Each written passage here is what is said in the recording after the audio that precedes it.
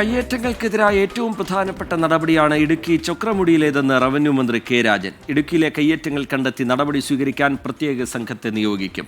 വ്യാജപ്പട്ടയം നിർമ്മിച്ച് ഭൂമി കയ്യേറിയവർക്കെതിരെ ക്രിമിനൽ നടപടിയിലേക്ക് കടക്കാൻ ദേവികുളം സബ് കളക്ടർക്ക് നിർദ്ദേശം നൽകിയെന്നും റവന്യൂ മന്ത്രി വ്യക്തമാക്കി.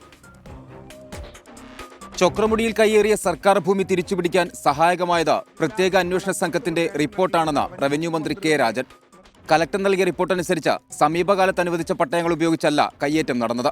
കോടതി ഇടപാടുകൾ മുന്നിൽ കണ്ട് എല്ലാ പരിശോധനകളും പൂർത്തിയാക്കിയാണ് സർക്കാർ നടപടി. ഏതുന്നതനായാലും ഒരു കയ്യേറ്റക്കാരനെയും സംരക്ഷിക്കില്ലെന്നും കെ രാജൻ.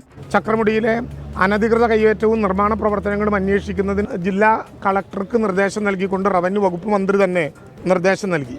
ഇതിനെ തുടർന്ന് സബ് കളക്ടർ ജില്ലാ കളക്ടറുടെ മുമ്പാകെ ഒരു നിർദ്ദേശം സമർപ്പിക്കുകയുണ്ടായി. ചട്ടം ലംഘിച്ചതായി കണ്ടെത്തിയിട്ടാണ് എല്ലാ നടപടികളും ക്യാൻസൽ ചെയ്യാനുള്ള വളരെ പ്രധാനപ്പെട്ട നടപടി തീരുമാനിച്ചത്. ഒരാളെയും ഒരു കൈവശക്കാരനെയും സംരക്ഷിക്കാനുള്ള ഒരു താല്പര്യവും ഗവൺമെന്റിനില്ല.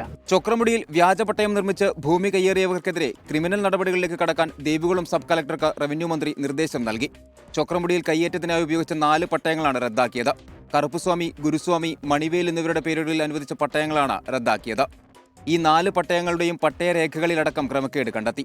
1971 മുൻപ് തന്നെ ഈ പട്ടയഭൂമി അന്യാധീനപ്പെട്ടു പോയിരുന്നുവെന്നാണ് പ്രത്യേക അന്വേഷണ സംഘത്തിന്റെ കണ്ടെത്തൽ. 24 ഇടുക്കി.